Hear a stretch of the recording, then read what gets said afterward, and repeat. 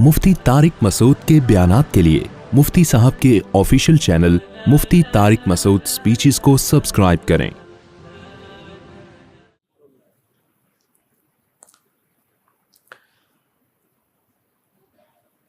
نبی صلی اللہ علیہ وسلم نے ارشاد فرمایا، ذاق طعم الایمان من رضی باللہ ربا وبالاسلام دینا وبمحمد نبیا صلی اللہ علیہ وسلم۔ وہ شخص ایمان کی مٹھاس چکھ لے گا جو اللہ سے راضی ہو جائے، اللہ ہونے کے لحاظ سے، اسلام پہ مطمئن ہو جائے دین ہونے کے لحاظ سے، اور نبی پہ مطمئن ہو جائے نبی ہونے کے لحاظ سے۔ کیا مطلب؟ اللہ کو اللہ مان لیں اور مان لیں کہ اللہ کے سامنے کسی کا آرڈر نہیں چلے گا۔ اسلام کو دین مان لیں کہ میرا جو طریقہ حیات ہے، جو دین ہے، جن اصولوں پہ میں نے زندگی گزارنی ہے وہ اسلام ہے، اس کے علاوہ کسی کو فالو نہیں کروں گا میں۔ اور محمد صلی اللہ علیہ وسلم کو نبی مان لے کہ قرآن و سنت کی جو تشریح، اسلام کی دو تشریح پیغمبر صلی اللہ علیہ وسلم کریں گے، تو میں نے اپنا رہبر اور رہنما صرف اور صرف محمد صلی اللہ علیہ وسلم کو ماننا ہے۔ آپ کے سوا کوئی نہیں ہے میرا لیڈر، کوئی نہیں ہے میرا رہنما۔ تو نبی نے فرمایا جس نے اپنے اندر یہ جذبہ پیدا کر لیا تو اس کو ایمان کی مٹھاس محسوس ہوگی۔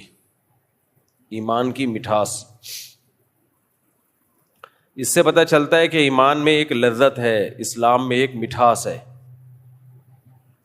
یہ مٹھاس ان لوگوں کو محسوس نہیں ہو سکتی جو آدھے تیتر آدھے بٹیر ہیں۔ کوئی بھی چیز جب آدھی ادھر ہو آدھی ادھر ہو کسی کام کی نہیں ہوتی۔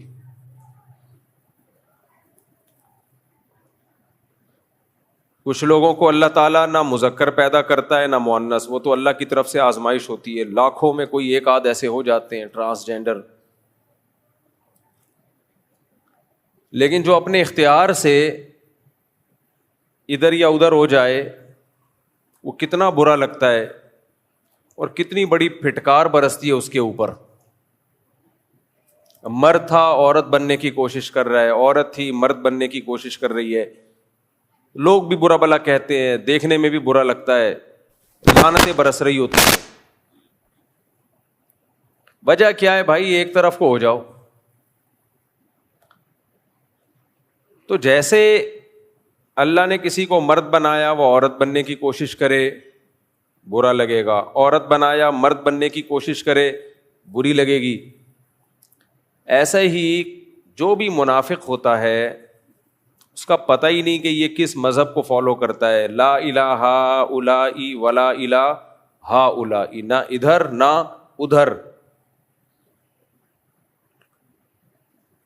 جب پیڑے کھانے کا ٹائم آئے تو اسلام، جب قربانی دینے کا ٹائم آئے کلچر کے خلاف، سوسائٹی کے خلاف، تو پھر مغربی دنیا کی باتیں، ان لوگوں کے گیت گانا گن گانا شروع۔ تو ایسا آدمی نہ کسی کو اچھا لگتا ہے اور نہ وہ خود سکون میں ہوتا ہے، خود بھی کبھی بھی ایسا شخص سکون میں نہیں ہو سکتا۔ دو رنگی چھوڑ دے یک رنگ ہو جا، سراسر موم یا پھر سنگ ہو جا۔ ایک طرف کو ہو جاؤ بھائی، ادھر ہو جاؤ یا ادھر ہو جاؤ۔ اب اسلام کے کچھ تعلیمات ہیں جس میں اسلام نے 2 اور 2 4 کی طرح چیزوں کو کلیئر کر دیا ہے۔ ایک بات خوب اچھی طرح سمجھ لیں، جب سے سوشل میڈیا آزاد ہوا ہے نا، آزاد، اس کے جہاں بہت سارے فائدے ہوئے ہیں بہت سارے نقصانات بھی ہوئے ہیں۔ آزادی اگر کچھ اصولوں اور ضابطوں کے ساتھ ہو تو یہ نعمت ہے، آزادی اگر بے لگام دے دی جائے تو یہ عذاب ہے۔ آپ مجھے ایک بات بتاؤ، بچوں کو ہم آزادی دیتے ہیں، کیا بغیر کسی لگام کے آزاد کر دیتے ہیں یا کوئی لمٹ ہوتی ہے اس کی؟ اگر ہم بچوں کو بالکل آزاد کر دیں کہ جو چاہے کرو، بچے ہمیں بیچ کے کھا جائیں، بچے ہمیں بیچ کے کھا جائیں. آپ کہہ سکتے ہو بچہ باپ کو کیسے بیچے گا؟ بھائی وہ نشیوں میں گھومے گا پھرے گا، چرس بھی چیک کر کے دیکھے گا، ہیروئن بھی چیک کر کے دیکھے گا، شراب بھی چیک کر کے دیکھے گا کہ یار دیکھیں تو صحیح کیا ہے. بچہ تو ناسمجھ ہوتا ہے نا، ہوتے ہوتے نشے کی عادت پڑے گی، پھر گھر سے چوریاں کرے گا. ایسے کتنے واقعات ہیں ہمارے علم میں، بچوں نے گھروں سے چوریاں شروع کر دیں، جائیدادیں بکوا دیں باپ کی، جیلوں میں جا رہے ہیں، کیس ہو رہے ہیں، بالآخر سب کچھ باپ کا ختم. میرے پاس تو ایسے ایسے کیس ہیں کہ آپ خون کے آنسو رو، کہ جب سب کچھ ختم ہو گیا تو بچے نے باپ ہی کو جیل بھجوا دیا. اس لیے اولاد کی اگر تربیت نہ ہو، بہت ڈینجرس، بہت خطرناک. یہ ہمارا جو مغربی طبقہ ہے نا، یہ آزادی آزادی کی باتیں کر رہا ہے. بربادی ہے یہ آزادی، یہ آزادی نہیں ہے. لوگ مجھے کہتے ہیں آپ ہر بیان میں مغربی کلچر کو رگڑ دیتے ہو. میں نے جو بھی بیان کیا تھا نا حمیرہ اصغر کے بارے میں، اور میں نے کہا تھا وہاں کی دنیا میں تو یہ واقعات صبح و شام روز ہوتے ہیں، اس پہ بہت سے لوگوں کے کمنٹس آ رہے ہیں کہ ایسا تو نہیں ہے، ہم تو یہاں ہی رہتے ہیں یورپ میں، ہم نے تو نہیں کبھی دیکھا کہ 9 مہینے بعد کسی کی لاش ملی ہو. وہاں تو فوراً پولیس آتی ہے، پولیس خود بوڑھوں کی کیئر کرتی ہے، چیک کرتی ہے لے جا کے، ڈاکٹرز آتے ہیں معائنہ کرتے ہیں. ایسے لاوارث تو وہاں پہ کوئی بھی نہیں ہوتا کہ 9 مہینے بعد پتہ چلے جی بندہ مرا ہوا تھا. میں نے کب کہا کہ بھائی 9 مہینے بعد لاشیں نکلتی ہیں؟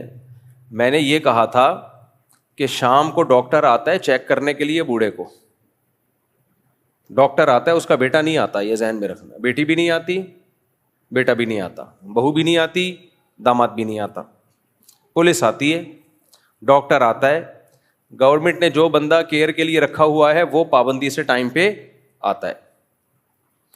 وہ آئے گا پابندی سے ٹائم پہ، اس کے بعد وہ چلا جائے گا، صبح 8 بجے آئے گا. اس دوران اگر انا للہ ہو گیا اور بٹن دبانا ایمرجنسی کا بھول گئے تو گئے کام سے. اگر ایمرجنسی کا بٹن دبا دیا کہ مجھے کچھ ہو رہا ہے تو ایمبولینس آئے گی. ایمبولینس چلانے والا بھی اس بوڑھے کا نہ چاچا ہوگا، نہ ماموں ہوگا، نہ بیٹا ہوگا، نہ بیٹی، گورنمنٹ ہوگی. گورنمنٹ کیئر کرتی ہے. گورنمنٹ کیا کرتی ہے؟ بولو، کیئر کرتی. تو میں نے کب کہا کہ وہ ہماری طرح برے لوگ ہیں؟ گورنمنٹ سارا کام کرتی ہے وہاں پہ. اور پتہ ہے گورنمنٹ کیوں کرتی ہے؟ کوئی اچھی بات نہیں ہے یہ. گورنمنٹ اس لیے کرتی ہے کہ اگر گورنمنٹ بوڑھوں کی کیئر چھوڑ دے نا تو وہ سوسائٹی میں جو بڈھوں کا حشر ہوگا نا، وہ تمہاری سوچ جہاں ختم ہوتی ہے وہاں بڈھوں کا حشر نشر وہاں سے بولو شروع ہوتا ہے. ضرورت ایجاد کی ماں ہے. ہمارے یہاں بھی اولڈ ہاؤس بننا شروع ہو گئے. کیا خیال ہے؟ مجھے بڑا برا لگا تھا کہ یار یہ کیا ہو رہا ہے، ہماری سوسائٹی میں اولڈ ہاؤس کیوں بن رہے ہیں، اولڈ ہوم کیوں بن رہے ہیں. میں نے رابطہ کیا، پتا چلا جی اب ان بوڑھوں کا کیا کریں جن کو اولادوں نے گھروں سے باہر نکال دیا ہے. پہلے اولادیں گھروں سے باہر نہیں نکالتی تھیں، اب چونکہ اولادوں نے گھروں سے باہر بڈھوں کو نکالنا شروع کر دیا ہے تو اس وجہ سے اب ہمارے ہاں بھی اولڈ ہاؤس بننا مجبوری بن چکی ہے. اب جب بوڑھے بےچارے گھروں سے زیادہ نکلیں گے، فٹ پاتھوں پہ سڑیں گے، تو اولڈ ہاؤس کی جو صنعت ہے اور اولڈ ہاؤس کی جو ٹیکنالوجی ہے وہ کیا ہوگی؟ بڑھے گی. کیا خیال ہے بھائی؟ تو ضرورت ایجاد کی ماں ہے. بچپن میں یہ جملہ بھی ہمیں سمجھ میں نہیں آتا تھا، ضرورت ایجاد کی ماں کا مطلب کیا ہے. ایجاد کوئی صاحب ہیں جن کی کوئی مدر ہے. بھائی جہاں ضرورت ہوتی ہے وہاں سوسائٹی اپنے آپ کو اس حساب سے ایڈجسٹ کرنا شروع کرتی ہے. تو یہاں بھی اولڈ ہاؤس بن رہے ہیں. میں اپنے سیکولر طبقے سے پوچھتا ہوں، جو دیسی لبرل ہیں، کون سا سوسائٹی میں ایسا کام ہو رہا ہے جس کی وجہ سے اولڈ ہاؤس بننا شروع ہو رہے ہیں؟ کیا ہو رہا ہے سوسائٹی میں؟ کیا ترقی کم ہو رہی ہے؟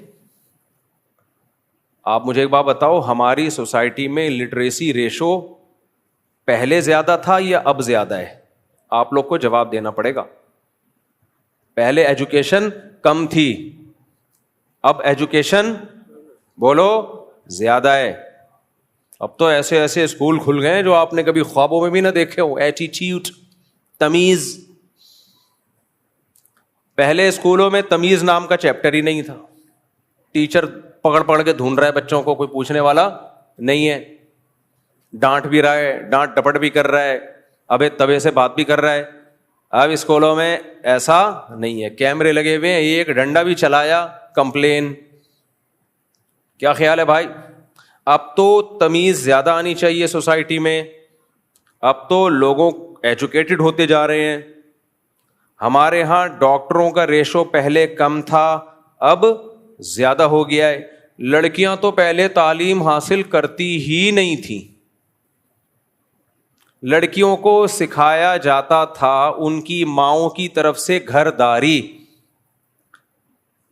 جب لڑکیوں کا رشتہ لینے کے لیے لڑکے والے آتے تھے تو گھر میں سلیقہ دیکھتے تھے, لڑکی کی ڈگری سے ان کو کوئی دلچسپی نہیں تھی.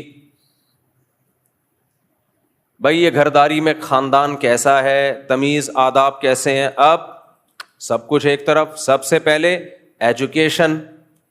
کیا دیکھا جاتا ہے؟ بولتے کیوں نہیں, چپ کیوں بیٹھے ہو. ایجوکیشن دیکھی جاتی ہے, کتنی پڑھی لکھی ہے. تو ایجوکیشن تو بڑھتی چلی جا رہی. تعلیم تعلیم. پہلے نہیں پڑھائی تھی لڑکی. ہماری دادیوں نانیوں نے کیا پڑھا ہے؟ وہ بھی تو کسی زمانے میں لڑکیاں ہی ہوں گی نا, دادیاں نانیاں ہماری. لیکن آپ حیران ہو گئے کہ جب سے ایجوکیشن زیادہ ہوئی, تعلیم عام ہو گئی, اور تمیز پہ موٹیویشنل اسپیکرز کے لیکچر بھرے ہوئے ہیں. آداب, تمیز. سوسائٹی میں طلاق کا ریشو بڑھ گیا, زنا کا ریشو بولو بڑھ گیا, گھروں سے لڑکیوں کے بھاگنے کا ریشو بڑھ گیا, باپ کی آنکھوں میں آنکھیں ڈال کے بدتمیزی سے بات کرنے کا ریشو بڑھ گیا, اور بالآخر بڑھاپے میں ماں اور باپ کو گھروں سے نکالنے کا ریشو بڑھ گیا. پہلے صبر بہت تھا لوگوں میں, بڑے بڑے غم برداشت. میں نے بچپن میں اپنی زندگی میں جوان موتیں دیکھی ہیں, ان کی ماؤں کا ایٹیٹیوڈ دیکھا ہے. ہمارے محلے میں ایک جوان لڑکا فوت ہوا 22 سال کا اچانک. اس کی ماں نے صبر کیسا کیا ہے.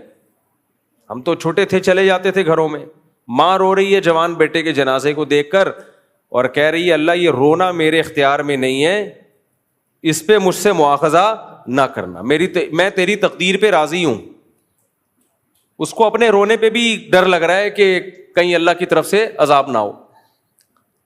حالانکہ وہ پڑھی لکھی نہیں تھی, کوئی یونیورسٹی کی پروفیسر نہیں تھی وہ خاتون. اب تو ان کا بھی انتقال ہو گیا, اللہ مغفرت فرمائے. میرا خیال ہے اسکول میں ایک دن بھی نہیں پڑھا ہوگا انہوں نے. خیال کیا, یقین سے کہہ سکتا ہوں.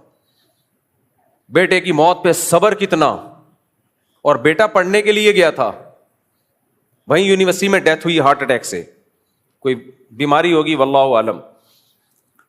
کیسا صبر. تو نہ ایجوکیشن ہے, نہ کوئی موٹیویشنل اسپیکر ہے انگلش میں ٹھش پھش کر کے لوگوں کو. آج ٹک ٹاک پہ دیکھو, ہر دوسرا آدمی لوگوں کو گائیڈ کر رہا ہے, اور اتنے غلط طریقے سے بعض لوگ گائیڈ کر رہے ہوتے ہیں. میں کہتا ہوں یہ معاشرے میں آگ لگا رہے ہیں.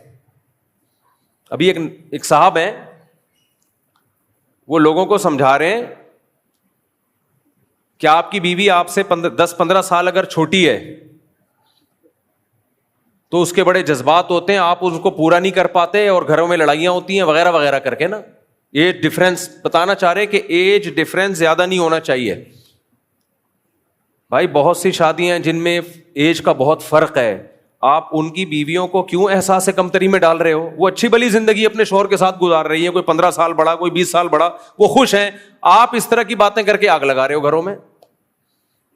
نیچے کمنٹس آئے ہوئے تھے خواتین کہ ہاں میرا میاں تو 10 سال بڑا ہے, میرا میاں تو 15 سال بڑا ہے, میں یہ چیز خود فیل کر رہی ہوں.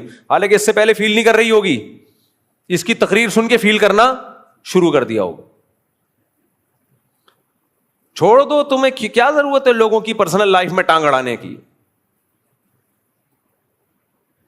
کیوں لڑوا رہے ہو آپس میں؟ ہر آدمی موٹیویشنل اسپیکر بنا ہوا ہے, ہر آدمی لوگوں کے گھروں میں گھسا ہوا ہے, ہر آدمی 4 کتابیں پڑھ لے, بلکہ پڑھا ہوا بھی نہیں ہے, لوگوں کو گائیڈ کرنا شروع. اگر آپ کا میاں ایسا ہے تو پھر آپ یوں کریں, اگر آپ کا میاں ایسا ہے تو آپ چھوڑ دیں, اس کا میاں جیسا ہوگا وہ اپنے باپ سے مشورہ لے لے گی, اس کے ماموں بھی ہیں ان سے مشورہ لے لے گی. آپ کو کیا پتا کہ آپ جو اس کو گائیڈ کر رہے ہیں اس سے اور زیادہ فساد پیدا ہو جائے گھر کے اندر. چھوڑ دو اس کو اپنے حال پہ. پاکستان کا مسئلہ یہ ہے کہ جس کو کچھ نہیں آتا اس کو سب کچھ آتا ہے. اور ان کے اپنے گھروں کے حالات دیکھو, کوئی کنٹرول میں نہیں ہوتا, نہ ان کی اولادیں کنٹرول میں, نہ انہوں نے خود ماں باپ کی کوئی کیئر کرنی ہوتی ہے. ایک سکھا رہا ہے لوگوں کو, ایک سکھا رہا ہے کہ یورپ امریکہ میں بچہ 18 سال کا ہوتا ہے گھر سے نکال دیتے ہیں, اس میں کانفیڈنس پیدا ہوتا ہے. کیا پیدا ہوتا ہے؟ بولو. کانفیڈنس. اپنے پاؤں پہ کھڑا ہوتا ہے, کچھ کر بن کے دکھاتا ہے. وہ ہمارے ہاں ساری زندگی ماں باپ اپنی گود میں چپکائے رکھتے ہیں, بچہ کسی کام کا نہیں رہتا. آدھی بات آپ صحیح کر رہے ہو, آدھی غلط. جب سچ اور جھوٹ کو ملا کے پیش کیا جاتا ہے نا تو چلتا جھوٹ ہے. خوب سمجھ لو, چلتا مارکیٹ میں کیا ہے؟ جھوٹ چلتا ہے, سچ کی طرف کوئی نہیں جاتا. 18 سال, اچھا لوگوں نے کہا بالکل صحیح, بالکل صحیح کہہ رہے ہیں آپ, ہم لوگ پالتے رہتے ہیں اپنے بچوں کو اور وہ کسی کام کے نہیں رہتے. او بھائی, ان ملکوں میں بھی چند فیصدی کسی کام کے نکلتے ہیں, زیادہ تر بیکار ہی ہوتے ہیں. شراب کباب لڑکیوں میں زندگیاں گزرتی ہیں, ہینڈ ٹو ماؤتھ چل رہے ہوتے ہیں, ہینڈ ٹو ماؤتھ. چند سائنسدانوں کو دیکھ کے, چند ترقی یافتہ لوگوں کو دیکھ کے, یہ نا ایک دیکھ کے چاول نہیں ہوتی کوئی بھی قوم کہ آپ نے 4 چاول چیک کی اور پوری دیکھ پہ حکم لگا دیا کہ پک چکی ہے. جب دیکھ تیار ہوتی ہے تو ہم 4-5 چاول لے کے چیک کرتے ہیں, اگر گل گئے تو اس کا مطلب پوری دیکھ گل گئی. تو دیگوں کو جانچنے کا جو طریقہ ہے وہ قوموں کو جانچنے کا نہیں ہے. گورے جو 18 سال کے بچوں کو کک آؤٹ کرتے ہیں تو میجورٹی بگڑتی ہے. لیکن مصیبت پتہ ہے کیا ہے ہمارے ان نمونوں کے ساتھ؟ کہ یہ بگڑے ہوئے کو بھی ٹھیک کہہ رہے ہیں. وہ زنا کر رہے ہیں کوئی بات نہیں, ہے تو پرسنل معاملہ ہے. شراب پی رہے ہیں کوئی بات نہیں, چرس پی رہے ہیں کوئی بات نہیں, ماں باپ کو اولڈ ہاؤس میں جمع کر رہے ہیں کوئی بات نہیں, نہ خدا کے نہ رسول کے کوئی بات نہیں. تو رہ کیا گیا؟ اور برائی کسے کہتے ہیں بھائی؟ رہ کیا گیا؟ ہیلتھ دیکھو ان کی کتنا اچھا, ان کی گورنمنٹ کتنا کیئر کرتی ہے. تو یہ تو گورنمنٹ کی خوبی ہو گئی نا, کلچر کی خوبی تو نہیں ہوئی. کلچر کہاں ہے؟ عجیب وہ آتے ہیں نا, وہ منہ پہ عجیب پتہ نہیں کیا, وہ جو منہ پہ ماسک لگا کے آتے ہیں نا, وہ آخر میں کہتے ہیں عجیب پتہ نہیں کیا. تو میری زبان پہ بھی یہ چڑھ رہا ہے. تم جس کلچر کی تعریف کر رہے ہو اس میں کوئی ایک چیز تو دکھا دو ڈھنگ کی. صفائی ستھرائی یہ چیزیں یہ گورنمنٹ کی مینجمنٹ ہے. یہ تو ہماری گورنمنٹ بھی کر لے تو بہت کچھ ہو جائے, لیکن کرے گی نہیں ہماری گورنمنٹ انشاءاللہ. مجھے اللہ کی رحمت سے پوری امید ہے. آپ کو یہ کیا بات ہے اللہ کی رحمت سے امید کہ ہماری گورنمنٹ کبھی بھی علاقے کو صاف نہیں کرے گی؟ انشاءاللہ بھی کہہ رہے ہو بھائی. اس کی وجہ یہ ٹینشن دور کرنا چاہتا ہوں میں, کیونکہ جب کسی سے آپ امیدیں لگاتے ہو اور پھر وہ امیدوں پہ پورے نہ اترے تو ٹینشن ہوتی ہے. کیا خیال ہے بھائی؟ اب میں کہوں نہیں ایک دن آئے گا ہماری حکومت یہ سب کچھ کرے گی, پھر وہ دن نہیں آئے گا تو ٹینشن کس کو ہوگی؟ ہمیں ٹینشن ہوگی. تو میں اپنے آپ کو ٹینشن سے بچنے کے لیے کہتا ہوں انشاءاللہ ہمیں پوری امید ہے وہ دن کبھی بھی نہیں آئے گا کہ حکومت کراچی کو صاف کرے گی. اس لیے لائف کو ہم کیا کر رہے ہیں؟ انجوائمنٹ پہ کوئی سمجھوتا نہیں ہے, یاد رکھو, کیونکہ ہمارے پاس ایک ہی چیز رہ گئی ہے, اور ہمارے پاس کیا ہے بھائی؟ تو اس لیے ہم زیادہ کیا بالکل بھی امیدیں نہیں لگاتے. پھر اگر اتفاق سے کر دے تو سبحان اللہ بہت زیادہ خوشی ہوگی, پھر مرنا جائیں گے خوشی سے ہم. خیر